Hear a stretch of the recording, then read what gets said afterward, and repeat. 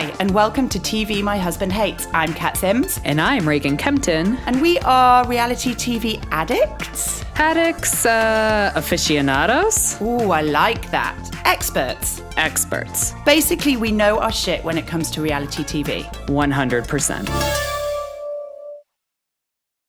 Hey, and welcome to another episode of TV My Husband Hates. How you doing, Reagan?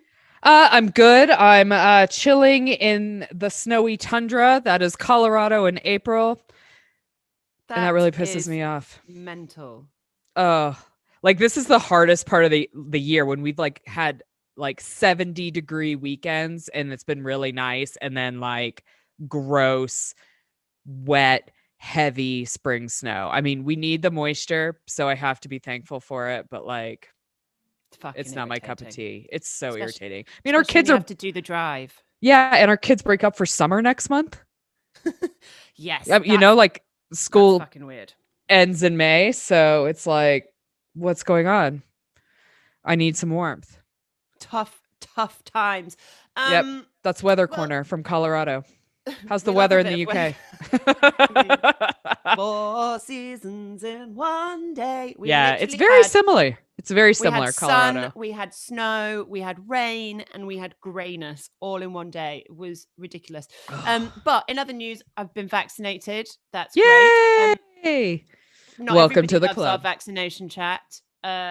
No, they don't. No. Yeah. We got very slighted on a review for our vaccination chat. And I don't really understand why. Like, are they anti-vaxxer and they wanted to talk to us about why we shouldn't be vaccinated? I thought we made ourselves very clear on that particular point. For sure. Also, I mean, I love you guys, but this is not a conversation. I mean, it's a conversation between us.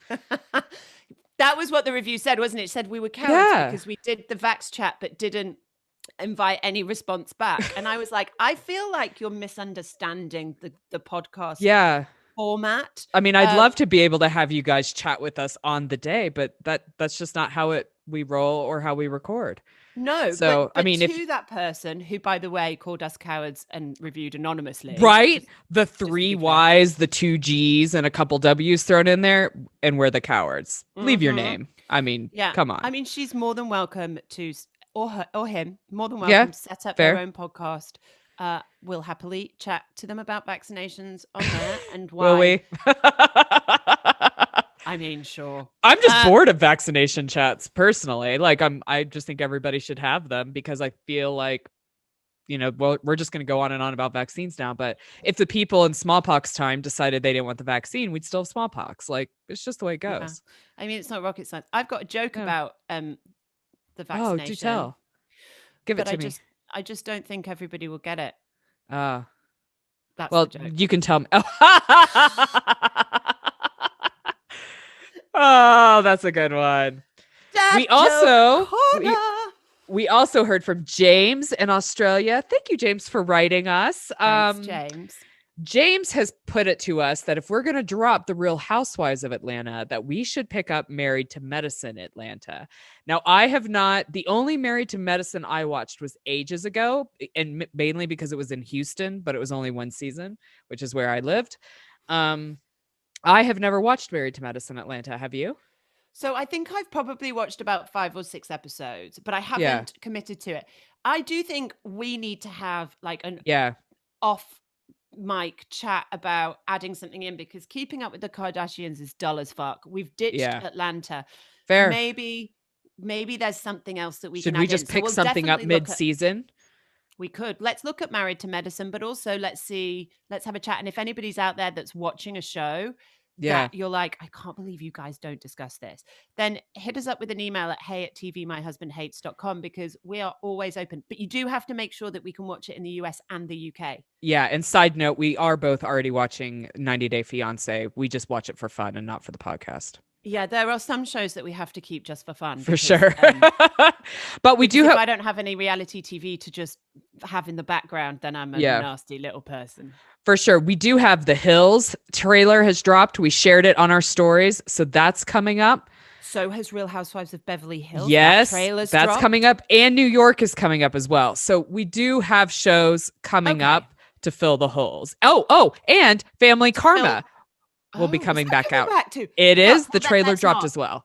Yeah. Then let's so not, we've got quite a bit. But what we may want to do is, because Married to Medicine Atlanta always comes out when the Real Housewives of Atlanta does, if we decide not to pick up Atlanta the next go round, maybe we just substitute it for Married to Medicine. I'm willing to think about that. Me too. I'm here for that. But thanks, James. Thanks for bringing a new show to our attention, and we'll check it out. Yeah. Also, top of the show, we have forgotten to do this in weeks and weeks, but I'm doing it right now. So if you haven't already subscribed and written a review, then I would be so grateful if you could. Now, also, I have to do a quick correction. Yeah. Because I don't know if I made myself clear the other day when I said, if you write a review, we'll sort out a pop socket. I think what I thought I was saying is, when we get the pop sockets done, then we'll send out pop socket for each review. Somebody wrote a review and then is like, okay, where's my pop socket? How do I make this happen? And I was like, I fucked this up. So yeah. But we'll keep your name, one person who paid attention to that chat. Absolutely. I'm on it. And I am in the process of making that happen, but it's not happening yet. But as soon as it does, you'll get your pop socket. And also, Reagan, I've been thinking about other merch, because there's a new thing that popped up on Squarespace today that's really exciting. So we can talk about that later. Yay. All right. Well, should we dive right into BDSY then? I mean, that sounds so dirty. Not as dirty as what's going on that boat. Well, that's true. Okay, let's talk about one of Below Deck's biggest car crashes yet. And it's the professional cockblocker. That is Sydney. I mean, she should go into business to be a cockblocker. She should. Women should hire her. She is the most successful cockblocker I have seen. She really commits. And then by the end of that night, she's got Ali not just not shagging Gary, but telling her to never shagging Gary and telling her to do it. Which honestly, I think is a mistake, because I think between Gary and Ali, there's kind of something real there. Do you know what I'm saying? I mean, real on the boat. I'll make that caveat. Real on the boat. He seems to actually care about her feelings and how she's doing, because she's obviously just lost her grandfather. Sydney, I'm pissed at you because you just make me like Gary more and more every week. Like, I know he slept with you and you're his boss, and that was probably not okay, but he handled that really professionally. You're the one that handled it in a crazy manner. Yeah, Gary handles all of his unprofessional behavior really fucking professionally. Like, I have to give him credit for that. There's a lot about him that I don't like, and he kind of makes my skin crawl, but I have to respect the way that he is handling these women in as much as he's been very clear with both of them about what he wants. Yeah. Very clear. And I have to say, I'm not just disappointed with Sydney this week. I'm disappointed with Ali too, because I think their behavior at the end, when Ali is egging Sydney on to jump into bed with Gary, when he is passed out. Not okay. It's not. Let's just turn that round. Let's just flip that round and imagine that it was a girl passed out unconscious in bed, and Gary just climbed uninvited into her bed. For sure. It'd be a problem. It'd be a huge problem. Harassment. For sure. In the very least. No. And Gary has every right to be pissed off the next morning. For sure. For sure. It's so weird. It's such a weird night. Like, and honestly, I'm like that everybody is pissed at them. I'd be pissed at them too for like screaming and yelling, like when it's JL's a work night. Either. Poor JL. I mean, this like giant squished in like a normal person's bed is finally getting some sleep. And Ali just continually wakes him up and then gets really upset at him for telling her to fuck off. Like, if that's all you were told and you didn't have anything thrown at you, you got out all right. Yeah, for sure. Did. Well, and to be fair, he doesn't jump straight to fuck off. He does say, no, get out. I'm sleeping. Get out. She's like, no, come on. And he's like, for fuck's sake, fuck off. I think perfectly legitimate. For sure. And then here's the funny thing. The next morning, Ali tells Gary to fuck off. Yeah. And then almost immediately marches to JL and demands an apology from him for telling her to fuck off. Yeah, she needs to take a break. I know she's going through some shit. I get that. And that's fine. But you can't, that just doesn't make it, you can't be, that's not okay. It's not okay. It's not okay. Some hot tea about JL, by the way, in like real life is so apparently Danny is pregnant in real life right now. And there are speculations that JL is the father. And the speculations have been fueled because he's also stopped tagging her in like all the group photos of Instagram. So the word on the street is he wants nothing to do with the kid. And so he's like he's cut off all contact. Here's the other, and I have not. The first I heard about this was when you mentioned it just Yeah. before we came on air. But the other option could be that they were together and she got pregnant and it's not his. Fair. That would be saying. the JL side of the story, 100%. Yeah, it could be that too. Granted, it was COVID, so I don't know how much people were running around hooking up either. Oh, well, I suspect a lot more people than we think were running around hooking up. For sure. But anyways, the douchebag boys are back. Yes, they are, but they seem to be in slightly better behavior this time. For sure. And I don't know how they're super happy with their food when Natasha apparently has no idea how to make any other type of egg than like scrambled or a weird Benedict that does not include ham and an English muffin. Just includes poached eggs swimming in a pool of hollandaise.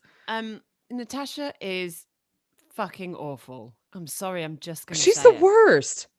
I think she's one step better than the Russian chef that we had on Below Deck Med. That's where I would put her, one notch above. Yeah. I would 100% agree. Her insecurities are so fucking damaging. Like she can't admit anything. She can't be vulnerable. She can't even consider that she doesn't know the answer to a question. Well, she can't even let Daisy be the leader of Daisy's department. It is Daisy's job to tell you when what the guests want and when to put it out. That is actually her job. And it doesn't matter actually what fucking eggs are what. If the guest says, I want these eggs, I want them to look like this, and I'm going to fucking call them this, then you go, you look it up. Fine. Yeah. You go, okay, fine. If that's what you want, that's what you can have. Because you are a chef and you are supposed to know that shit or look up that shit. She's a nightmare. And also I always get a bit like suspicious of chefs who are like, well, I worked at Michelin stars and I did this, that, and the other. I'm like, well, why aren't you there? Well, and what was your role in that Michelin star kitchen? Did you cut little stars? I mean, do you know what I'm saying? Like those kitchens, you literally could have been doing one job for years. Yeah. And also you make this sauce. Don't tell me that you trained all that time to go and work in Michelin star restaurants and then decided to be a yacht chef. You want to be a yacht chef and just be treated like shit by guests, because essentially there's no glory in being a yacht chef. So why would you be there? And the money is fine. Yeah. I mean, maybe it's just maybe money and travel and you run your own kitchen. You don't have to deal with anybody else. Maybe you're just antisocial chef. Maybe you're just a dick chef. Maybe. Anyway, I'm enjoying Below Deck Sailing Yacht. And I'm sad to hear that there's a rift between JL and Danny because... Me too. I'm enjoying them. I'm enjoying that she's getting her rocks off, honestly. Yeah, their little flirtations are cute. I mean, Sydney doesn't think it's cute because apparently he's not doing his work at night. But I'm really suspect on Sydney considering she thinks Kary and her just broke up. I know. She was like, it's hard to get over a breakup. She thinks she's in love with him. It's like, babe, you slept with him once. On the second day you knew him. And he's made or maybe even the first day. That this was never a relationship. Like, even if he hadn't said, this is turning even if he'd entertained the fact that this might turn into a relationship, it certainly never got there. It's mortifying. Oh, I mean, could you imagine trying to manage somebody who thinks you're in a relationship? No, I mean, that's isn't there a film about that with Glenn Close? There and a dead bunny. For sure. That's the shit. That's the shit that Sydney's going to find herself fucking doing. For sure. There's going to be dead fish put somewhere. Yeah. Just to Gary's going to pull back his duvet and find fish guts everywhere. Poor Colin. They're going to have soaked through onto his bunk. Gross. I think that's it. I think that is it. All right, let's move on to Dallas, where we are in Oklahoma again. Yes. And Steph sets up her redneck relay. Some concerns over the, the validity of redneck term. I don't know how what do you reckon? I feel like this is all filler bullshit that they just didn't have enough to put in the episode. I really don't like when they do these types of things. No, I don't know why it bothers me so much, but it's just like, I don't know. I mean, yeah, maybe the redneck conversation is valid. I have no idea. I lived in Texas, never considered myself a redneck. I'd punch somebody if they called me a redneck. So I think it's derogatory. I'm with Tiffany on this one, but people say it very loud and proud. I mean, Trump supporters are proud of being Trump supporters too. Yeah, go figure. Yeah. The other thing we see is I love that Steph brings Charlie back. Absolutely. Puts him front and center in front of Kary, and Kary is forced to apologize. Now, Kary, for Kary, apologizing doesn't come naturally, does it? No. I mean, I think we got a lot of a not apology before we ever got to the real apology. I also question the validity of Kary's tears with Stephanie. I feel like Kary's very manipulative. Hugely. But I also, I wonder what Kary sees in Stephanie that means that she holds herself to a higher standard for her. Like, right. Why not be so devastated when Deandra's upset? Like, right. What is it about Stephanie being upset that breaks her tiny little heart? I don't know. It's weird. But I like that Stephanie holds her accountable. Like, she's like, it's not okay and you are going to apologize. And she does. And remarkably, he apologizes back to her, which he totally didn't need to do that. Nope. No way. No. What a nice man. Well, so super nice. Then they proceed to get absolutely shit-faced. and play pranks on each other, which I love that Tiffany brought a stink bomb. Did you guys have those in the UK? Yeah. So hilarious, so outside of her comfort zone. I dig it. She's really getting on board with the girls. I think that's great. And then Kary takes it all way too far. I don't know what to do. Like, I would be absolutely... I would have left. Fucking raging. I would have left. Cameron had to slept in the RV. Shower curtain. I would have slept in the RV because, like, they have the RV outside that has beds. Oh yeah, I probably would have just gone out there. I probably would as well. Or I think I would have booked a fucking hotel. Yeah. Salsa and tomato juice in a bed. But it's just Kary all over. Like, it's always about the big dramatic explosion. She really revels in the I don't give a fuck kind of mentality. And it's like, well, that's all cute and stuff. But when has it been cool not to give a shit about anybody? Right. And I hope you enjoyed staying up all night doing 4 loads of laundry because you could have really like damaged your Airbnb. Like, this is not your home. Well, yeah, this is the other thing. Like, that's somebody's fucking personal property. Yeah. She's a mess, man. I'm not enjoying her at all this season. Like, I just want her to go. I know, she's really uncomfortable to watch. She's just really fucking unstable. And she's too up and down for me. Like, I love watching the sensitive stuff with her and her daughters, but like this crazy lady who throws salsa on a bed, it's just not my cup of tea. I think the thing is, I don't enjoy Kary drinking. Well, I think for me, absolutely what it's all about. 100%. She needs to assess her behavior when she's drinking. And, drink. If you want to drink, but don't be surprised if people start cutting you out because they don't like you and you're drinking. Like, eventually that's going to happen. Because you're kind of a dick to everybody. She's not kind of a dick. She's like 100% bona fide through and through gargantuan cock. For sure. Sorry, call it like I see it. The one interesting thing about this episode, though, was this kind of unveiling of the relationship between Tiffany and her mum. Yeah. I'm so torn on these because she has pointed out that like her mom, she thinks her mom's going to say anything in front of the camera because she doesn't want to be embarrassed. So I really struggle now watching these because I don't know how real it is. I mean, I think Tiffany's being vulnerable and open, but I don't know if what Tiffany's mom is saying is really what Tiffany's mom feels or what she wants to portray that she feels. Well, interestingly, I was feeling the same way. But actually, as I watched the interaction, as I heard her talk about how COVID-19 had really made her reassess some things. And I think what I mean, I I hope found, it's true. I think this was like, it felt like it was a moment that she hadn't ever considered before. Like she was seeing Right. Tiffany's pain for the first time. I felt like that was a genuine reaction. Yeah. We'll see. But I could be proved wrong. I hope it is, because Tiffany is an absolute fucking superstar, and it breaks my heart Oh, to think about, and I know that her parents were doing the best fucking thing that they could possibly do. Like, but to think of her just in a library in a country she didn't know, falling asleep on the floor yeah. of a library, spending all day there with no friends, or, that's hard. For sure.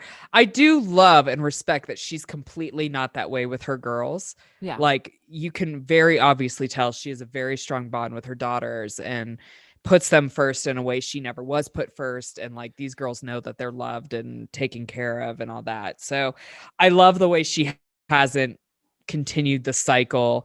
And I do really hope that like her mom means what she says. Yeah, I think she does. And I think it's a process, right? It's very difficult because Tiffany is a product of an entirely different culture to her mum. Yeah. And so she's kind Yeah. of straddled between the two, whereas her mum is obviously grew up and didn't move to America until she was in, an adult. And so For I sure. think it's not going to be an immediate change for her mum, but I did feel like this was the beginning of an understanding that her mum was starting to see what was Yeah. really going on. Yeah. Hopefully. Before we get off of Dallas, can we just talk about the animal communicator and Court and Cam and how much I will have to say I like that Court and Cam are together, because Court takes all of these things in such stride, like he's keeping her off the streets. But even more than that, like, I hated Cam last season. I couldn't Yeah. bear her. At the beginning of this season, I found her tricky.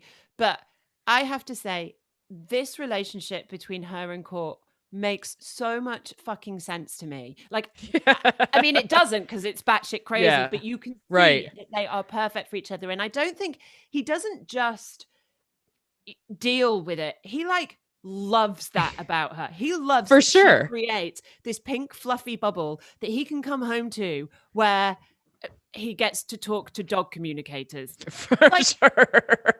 I love that he's like, this is not something that I put up Yeah. with. This is the reason why I'm with her. Right. Like, She's crazy and a little bit. And honestly, I look at her in very different ways sometimes. And I think it's just getting to know her and maybe the person behind the pink, because I do think it's a bit of like Elle Woods, right? Like Elle Woods in the film is very, very smart, but she loves everything girly and loves everything pink. And I think Cameron is very true to who she is. Like, I mean, in this episode, she's like, I'm a lot and I'm okay with that. and I I know really I'm a wanted lot. to talk about that, because I Yeah. think this is a thing that lots and lots of people struggle with. And I think a lot of people quieten themselves down to fit. For sure. Because people who are intimidated by that kind of what they perceive as like overconfidence, but actually generally can be a sign of underconfidence, they tell them to not be like that. And I think Right. I really respect anybody who can turn around and go, I'm a lot and I'm all right with that. Like, I get it. I'm not for everybody. Right. But we're having this chat with the animal psychic because we got to find out what's going on with Louis. Yeah. I mean, yeah, I'm here for it. And I love her for it now. And watching this dynamic between them just helps me understand them both a little bit more. For sure. And I feel like I think partly we're getting to know Cameron a little bit better. I also feel like Cameron's coming into her own on the show a little bit more. I think she was very overshadowed by all the stuff with Leanne last season. One thing I've also just realized, like, Cameron never sets out to hurt anybody's feelings. I think a lot of what she says is tongue in cheek. It sometimes doesn't come off that way, but I think it actually is. I think she's just got a dry sense of humor that not many people get. But I think ultimately, like, she's here for everybody. Like, I really like the way she and Tiffany were bonding this episode. And I don't know. I agree. And I like the way she is with her kids. Like, she's a present mom. She's involved. She doesn't mind them taking the piss. No, and that's the other thing that I really like about Cam. She can laugh at herself, and Yeah. there's always something super attractive about that in a person. So, this week, I like Cam. Yeah, we'll see. We'll see how it goes from week to week. Should we move on to New Jersey? Yeah, we definitely can. Right now, I think this is the show that's delivering week on week. Oh, for sure. And let's talk. Can we talk a little bit first about Jennifer and her parents? Because I feel like that was the biggest storyline this week. Absolutely. It kind of, I mean, I like getting to know the backgrounds of these girls. It makes me understand Jen a little bit more. But I did question, like, part of me like questioned at the very beginning, like, well, if she understands what her mom feels, where is her empathy and compassion for her mom? Just as a woman. Well, I think I felt the same. I felt that Jen's approach to her mum was really lacking in empathy. And yeah, I think it's very easy to paint her mum as like this nagging, nasty piece of work that's just done. But when I look at what she's saying, I fully empathize with her mum. I feel like, and I talk a lot in the blog about being the swan legs in the relationship. Like, Jimmy is the swan on top of the water, fucking being the great dad, and everybody sees it, and he is brilliant, and that's his role, and I fucking love that he does it because I'm not interested. And I am the fucking legs beneath that make sure everything's in the right place and forms are filled out and all of that. And I feel like to an extreme level, her mum has been the swan legs and probably the fucking swan. Let's be probably clear. both. Yeah, she's done it all. Yeah, and she makes a really good point. She's like, yes, you never saw anything bad about your dad because he was never there. Right. I was always there. I dealt with everything. I dealt with the shit. Yeah. I dealt with the good. And I absolutely understand her frustration when she's like, after all this time, I put my hands up and I say, enough. I am not going to do this anymore. Right. And you all take his side. And and I worked my fucking ass off. Right. You ungrateful little dickheads. Yeah. That's that's obviously my words, not hers. But I mean, I think what's fascinating is when you think about what her mom's went through, like was married off at 16, was moved to a completely different country that she honestly had no interest in living in or anything like that. A few years later, then had to raise all the babies in a place where she didn't know the language. She still doesn't quite know all the language. And it's just like, can you imagine that? I mean, she was essentially trapped at the house taking care of children for her entire life. Well, and I think this is a really good fucking metaphor for women in general. Like, we are so behind. We spent so many years behind the scenes fucking facilitating shit and making it happen and feeling undervalued for it. And and making sure, and also making sure our husbands feel comfortable, like feel validated with the tiny things that they do as well. Like, we created all that, you know, like men getting applause for changing a diaper and. Yeah, you know. I mean, we allowed that to happen. I mean, I think less so now. Obviously, that's being challenged, but it's really, I feel really bad for her mum because this isn't like you or me saying, enough, I'm not dealing with this. This is a woman who her entire life has been taught that she should live her life for her husband, that her entire life that she should put herself last and her kids first. And when she finally sees through the fucking myth and decides in her latest of years that she wants to put herself first, everybody takes the fucking father's side. Yeah, I'd be like, peace, MFers. Like, I'm out.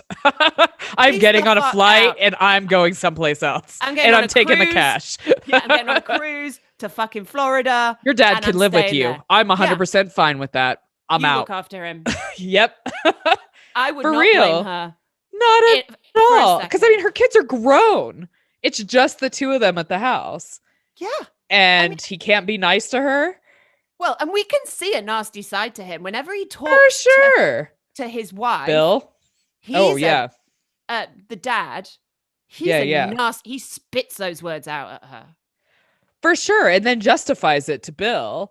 And I mean, I think Bill is a gem. Because I think Bill just listens to everybody and really tries to kind of figure it all out. And, you know, one thing he said was like, you can't judge him based on kind of modern day man, because that's not the society he grew up in. And while I get that, they also do not have any children at home.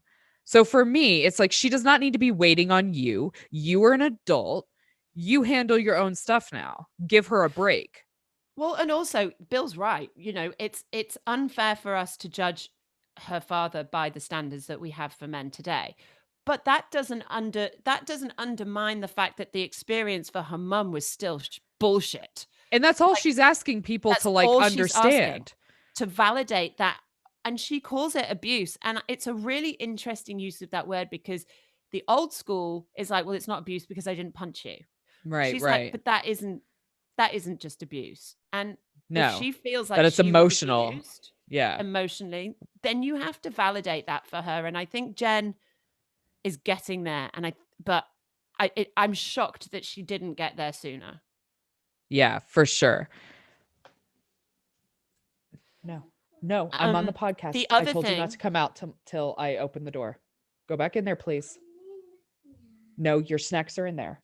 Please go back to your room. We talked about this before. Please do that. I'm almost finished. I will come get you. You have snacks in your room. Jimmy can edit all that, right? Mm-hmm. I'll start again. Hang on. Keep going. Go back in your room. Okay? I'll come get you. I'm almost done. You okay? Yeah. All right. Go back in your room. Shut the door, please. The other thing is the way that this plays out in front of the kids in their kitchen. And thank God Bill is like, this needs to stop. Kids go. This is ugly, ugly chat. And for sure. I just want to knock these guys' heads together and go, look, I get it. You're from a different generation, but grow the fuck up. For sure. Both of you grew up. And you are absolutely right. They should not have been talking about that in front of the kids. Like Gabriella was so upset. And I was Awful. like, is anybody noticing that there are children in the room? Like, I know, it was really dark. So good on Bill. Take a pause. Yeah. Let's talk a little bit about Frank and Dolores's issues at the moment, because obviously she's going for a biopsy after a mammogram came back abnormal. So scary. So scary. But here's the thing. I need Dolores to stop accepting the bare minimum from David. For sure. And part of me is like, it's so telling that you're okay sitting here having this entire conversation with Frank and you are not comfortable having this conversation with David, because that's how I read it. Like, you don't even want to tell him because you don't want to talk about it with him. It's like, yeah. And she does this PR job on it. Like he's giving her the bare minimum and she's calling it freedom. And it's like, no, that's not what it is. You can be fully free in a relationship and feel loved and supported. Would Dolores still be with David if she didn't have Frank to support her in all the things that she needs support? Of course she would. No. Not a chance. And I love how Frank is very frank about just not being down with David, he's not the man for you. And this is obvious. I'm still waiting for Frank to do something wrong. Like, I'm like, what is it, Dolores? I mean, I get that he cheated I think he's on you. dating like a 20-year-old right now. Like, for real. Is he? He I don't know if it's on Instagram, but I saw something on somebody's thing and it's like a super young girl. It's like, but maybe he's doing the whole Scott Disick thing. Maybe. Just dicking around until Dolores makes up her decision. Either way, I love them together. I do too. And I appreciate that Frank isn't a dick about it. He's like, look, I like David, but I don't like him as a boyfriend for you. I mean, he's not a good, If my husband didn't want to come with me to get a biopsy, and he could, obviously it's Corona, so he can't, but if he didn't want to. He could drive you though and sit in the car. Well, yeah, I mean, that's a scary thing. But he wouldn't just turn around and go, I'm not worried about it. No, it's scary. You don't ever want anything. I mean, it's scary enough to have anything come back like abnormal, then have to schedule the new thing. Being a mom, like, I know her kids aren't at home, but they're just in college. Like, they're not grown with their own kids. Like, I don't know, like that shit's scary. Even if it's not anything, it's scary shit. I think David is what Dolores needed when it happened, but I think she's allowed it to drag on a little bit long, and I'm really glad that the psychic calls her out on it. But let's talk about this psychic, though. She was so spot on with everyone. I want to be read by her. Like, I want to go meet her. We need to go to Jersey and find Gina Marie. Even like she didn't even allude to things. She's like, Esther, that's the name. Yeah. Yeah. And then with the dog, and she just knew the names. It wasn't like, oh, it begins with a B, Yeah. Yeah. B. She No, just like she fucking was knew. very clear about what she was seeing. And what I liked about her is she wasn't like witchy woo woo either. Like she's just No, like a normal lady, like having a glass of wine with them before and like totally fine. I Because do you honestly, remember they had a psychic? They have like a psychic smoking an e-cigarette in like early seasons of Beverly Hills, and Beverly she just Hills, like, yeah. yeah, and just told them a bunch of stuff that was not even remotely correct, and they got in like fights with them. Yeah, God, she was definitely thirsty for her own like little For slot of fame. sure. But this But girl like, was phenomenal, and like even I would say because I've watched, is it Tyler Henry? yeah, So well, he's great, yeah, he's great for but sure. she shot him out the fucking water. Yeah, she was very, very specific, and knew things that were not out there Yeah, about these was it people. Bernie with Margaret, and that was Yeah, Jan's father? yeah. It was unbelievable. That was amazing. I mean, yeah, spot on for all the ladies. I mean, the other thing that the psychic, talking of tea, the other tea that the psychic dropped was that Teresa is faux show dating somebody. Melissa confirmed she's got Which a we all know boyfriend, is correct. and she wasn't allowed to say it, but it's out. No. The secret's out. Yeah, yeah. She's with a dude who is actually fairly questionable Oh on maybe no, is running he? some swinger clubs in New Jersey. Well, I mean, He that may does be a that sex make him? addict. Oh, that makes him questionable as a partner. But Yeah, yeah. running a Like, legit, if I mean, slightly off the swingers clubs wall. aren't legit. They're just like groups of suburbanites meeting up in But is it places. illegal? I think it is. I mean, Is I it? don't think it's illegal if you have a legit place, but I think it's illegal if it's just a Facebook group. I mean, he's cute. Yeah.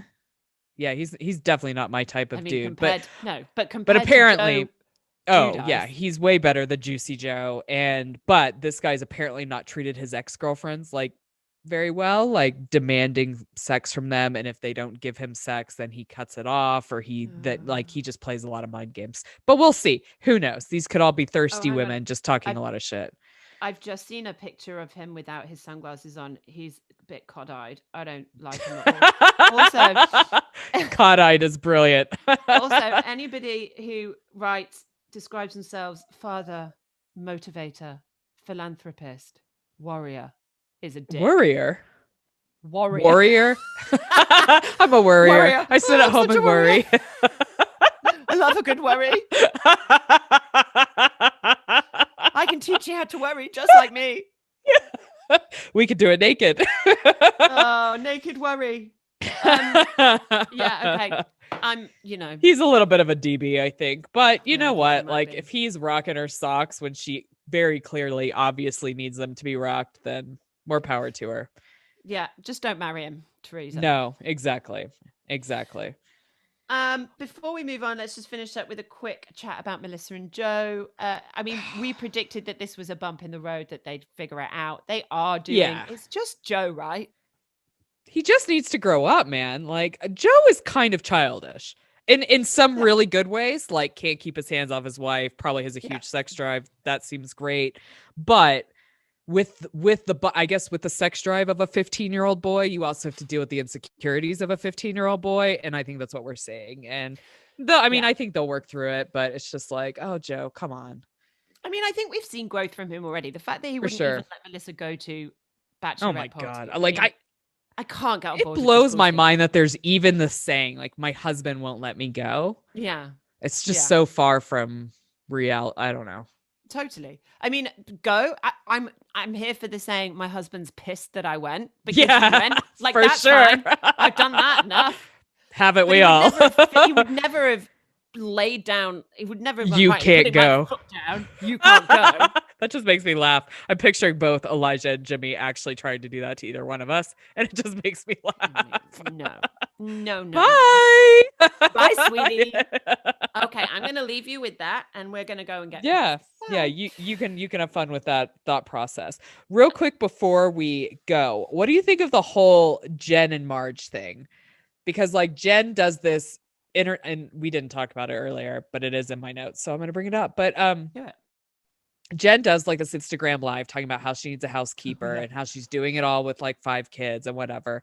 And Marge gets really pissed off because she says it's tone deaf because people are struggling with other things. I want to put it to you. Who of these two do you think is a bit tone deaf? Because I think an argument could be made that actually, Marge, most women who are staying at home, homeschooling 5 children during COVID with no help, really probably identify with wanting a housekeeper. Do you know what I'm saying? Like, I 100% know what you're saying. I think they're you're both right. tone I think deaf. the difference is that this is for most women, having a housekeeper isn't feasible. For sure. I think that's the thing. We can all sit and go, yeah, I'd love to have a housekeeper. But to be able to afford one and whinge about not having one is potentially a slightly different thing. On the flip side, I think Margaret is looking to trip Jen up at every fucking point. And so is willing to jump on any kind of criticism for her. I did think what Jen was saying is tone deaf, because there will be lots of women that would also love a housekeeper, but don't have the privilege to even begin whinging about the fact that they haven't got one. So I do appreciate that. But I just think these two are at fucking loggerheads, and it actually doesn't matter what either of them do. No. They'll both hate it. Yeah, I'd agree. I'd agree with that. I just feel Marge is being a little tone deaf with like what moms are dealing with COVID. Yeah, I mean, for sure she is. But I think, I think she's pissed, and I think Jen's for sure. pissed. Like, I mean, it doesn't matter. Yeah, but it's interesting. You're right. Yeah. But all yeah, right. I'd love a fucking housekeeper if anybody's. Oh, who wouldn't? You know, like who the fuck wouldn't? You know, I could look after my own kids if I didn't have to look after the house. I mean, dude, I don't have right the energy now, to do both. Right now, I just want to move out of the basement. Oh, I can't even. I mean, I'll clean my own house to move out of the basement. It's getting painted. It's getting painted. Like the painters are starting to prep. So like, we're getting there. There's a light at the end of the tunnel, but it's just like I'm over it. Like I made waffles and bacon this morning. I saw on Instagram. And it was just like, delicious. But there's like 5 people like right up in my face, and it's just like, I need you to get away from me. It's 6:30 in the morning. I've been for a workout, and now I'm making you homemade waffles and bacon. You all need to back off. I do not blame you in the slightest. I think it's very magnanimous of you to get home and make waffles and bacon. Oh, I promised my oldest kid. He had a rough day yesterday, so I promised that that's what he could have this morning. So, oh, bless you. Right. Keeping up with the Kardashians, let's wrap this up. Yeah. Do we even Kris need to talk about Caitlyn. it? Great. Good on her. I'm glad she's got over it. Now, the woman with Caitlyn, is that her partner or is that her business manager? I think it's both? A little bit from column A and a little bit from column B. But I mean, that's what Kris was for him too. Yeah, I don't think that's his MO. Her MO. Sorry. Yeah, that's her MO. There's not been any official confirmation on the relationship status of her and Kate, but they've lived together for a long time. And I think we can assume that of Sophia and Caitlyn, it goes beyond a professional relationship. For sure. I mean, Kris is a bigger woman than I am, because I don't think I would have taken that call. I think after the Vanity Fair article and a lot of stuff that Caitlyn has done in the press about Kris and the Kardashians, I think Caitlyn's I'd be like, sort your own career out. I've done your career for long enough.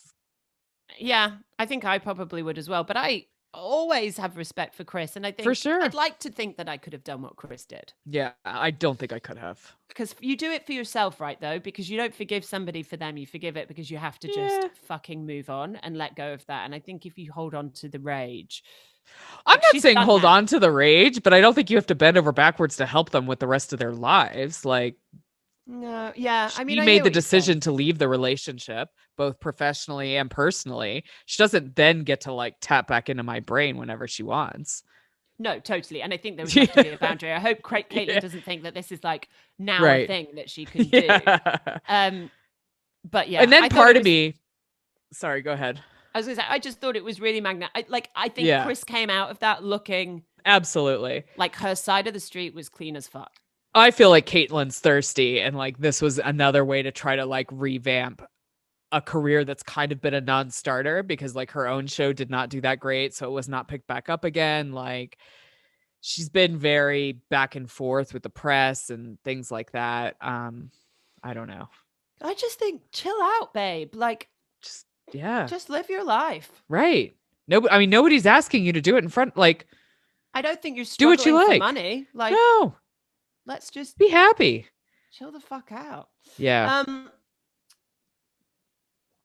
I'm not even going to discuss the UFO things. Yep. Don't care. Because that literally bored me to tears. Yeah. Briefly, we can briefly talk about Poosh. I think Kourtney, here's the thing about Poosh. I think Poosh is just a big fucking vanity project that somebody picked up because they needed something for Kourtney to fucking do. And they didn't even come up with anything original. They've just copied Goop. Yeah. So this is what that is. And then classic style, Kourtney's just hired all her friends.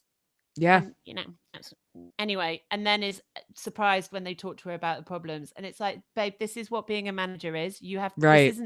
This is you've not had any boundaries. The best fucking employees in the world are gonna whinge. Best employees in the world always whinge and whine and get on each other's tits. And there's always this gossip and all the rest of it. Every manager deals with it. It does not mean thing other than you need to fucking learn how to be a proper manager. And if it was an actual proper job and you knew what you were fucking doing, you'd have figured it out. And I was over it. For sure. Watch more Goop on Netflix and just copy Gwyneth Paltrow because apparently she's got it together. She knows what she's doing. I mean, like her or not, she's fucking built Goop and it works for her. Yeah. Oh, speaking of which, I mean, this is a little side topic. I'm listening to this new podcast and it's all about like that industry, like the beauty wellness industry. And it's called, let me look at it real fast. Poog, Poog. And it's two chicks and like, they're hilarious. And they just talk a lot of shit about some stuff. So I'd recommend it. That's got to be a play on Poosh and Goop, right? I would assume so. It's Poog. So there's also a series on Netflix. I think it might even be called Wellbeing, where it dives into all these kind of well-being trends and things. That's quite interesting. It does, but wasn't it more pro? Was it more pro that though? I feel like I don't really remember. I think it was. Yeah, I didn't watch it because I felt like people who were telling me about it, that it was more pro, all that stuff. So I was like, yeah, I'm not going to watch that. I think it actually was a bit more balanced, if I remember rightly. I think so, but I've watched so much television. For sure. What I've watched. But I am listening, talking about podcasts that we're listening to. I've started West Cork. The girls on The girls on My Favorite Murder talked about it, and I was like, I really need a new podcast. I've started that. It's brilliant. Is it? How are the accents? Oh, it's brilliant. Home good for and the genuine. Bewildered. Home for the bewildered. I'm subscribing to that they're right actual now. real life Irish people. Yeah, I've been listening to another one that is more true crimey, and it's about the disappearance of Kristen Smart, which I always get confused with Elizabeth Smart because Elizabeth Smart was kidnapped out of her home and then returned, but Kristen Smart they haven't figured out what's happened to her yet. And it's called Your Own Backyard. It's brilliant. The first episode's a little draggy, but then it really picks up and it's really good. I listened to it shoveling the driveway this morning. Oh, send me the link. Yeah. So listen to that as well. But not until you've listened to ours, of course. Well, no, you've got to listen to ours to get the recommendations at the end. That's true. You're already here. Wow. Sometimes I can be really dumb. Listen, that's us for this week. Wrapping it up. Did we miss Atlanta? I didn't miss Atlanta. I mean, I still watched it, but I didn't take any notes on it. I just like listened to it while I was doing things. And no, I don't think there was anything I really needed to talk about from there. So agreed. I don't know if we do want to do the reunion though, because it's apparently let's do the reunion. Fire. So we'll do the Minnesota, the reunion, even though we haven't talked about the last just couple of episodes. But I think that's us. I hope everybody out there is enjoying whatever weather they're having around this world and, abiding to whatever or however they feel about vaccines. You do you, we do us. Yeah. Get your own podcast if you've got a different opinion. But listen, thank you as ever for giving us your time this week. We love you for it, and we hope you have a fabulous week next week. Until then, remember, smart people watch reality TV too. Bye-bye.